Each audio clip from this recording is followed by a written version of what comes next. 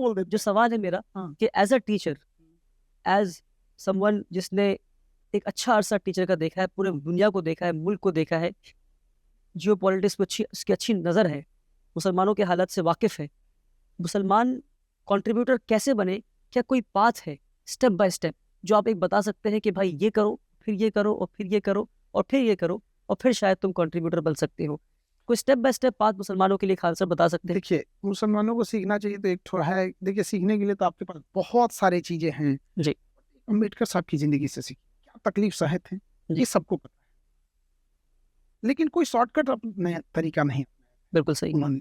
वैसे इन्हें सीखना चाहिए कि जब आपको तकलीफें हो रही हैं, जब बारिश हो रहा होता है, तो आप घर में नहीं बैठते अपना काम छोड़ के, आपको छाता लगाना पड़ता। तो अगर आपको तकलीफें हैं, आपको शिकायतें होंगी कि मीडिया आपकी गलत चीजों को दिखाता है, आपको आपके अच्छी चीजों को ढक देता है, वो अजीम प्रेम जी जो डेली 22 करोड़ रुपया डोनेशन देते हैं उसे ढक दिया जाता है, वो यूनिवर्सिटी जहाँ अच्छी पढ़ाई होती है उसे नहीं दिखाया जाता है, तो आप इन सब चीजों पर रोना रोइएगा तो इससे आपका वक्त भी जाया होगा, वो कोई जो एक हिस्सा है वो कभी नहीं सुधरेगा।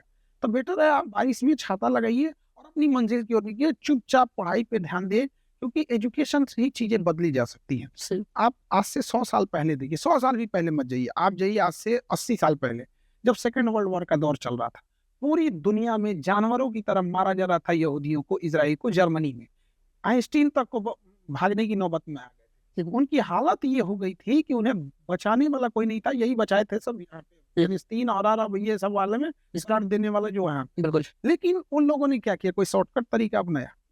तो आप मान रहे हैं कि फलस्तीनियों ने यहूदियों को बचाया था? देखिए, हिस्ट्री वाली चीजों को आप कैसे नकार सकते हैं? अटल बिहारी वाजपेयी का quote, I am glad that आपने ऑन कैमरा ये बात कही। अटल बिहारी वाजपेयी का कोट करिए जी। उन्होंने कहा था टू नेशन मैप। हम बस ये करें कि जो हमारे सामने आंख से गुजरा है, आप उसको देखिए कि कैसे जो चीज हारा हुआ लग रहा था, कैसे अपनी बाजी पलटी एजुकेशन के। जिस भीमराव अम्बेडकर साहब को कोई क्लास में बैठने नहीं देता था, आज सुप्रीम कोर्ट में बैठने से पहले उनके शपथ लेनी पड़ती क्या? तो वही एक ऐसी चीज है जो आपको खामोशी से मेहनत, खामोशी से मेहनत, शोर नहीं। हाँ, शोर नहीं।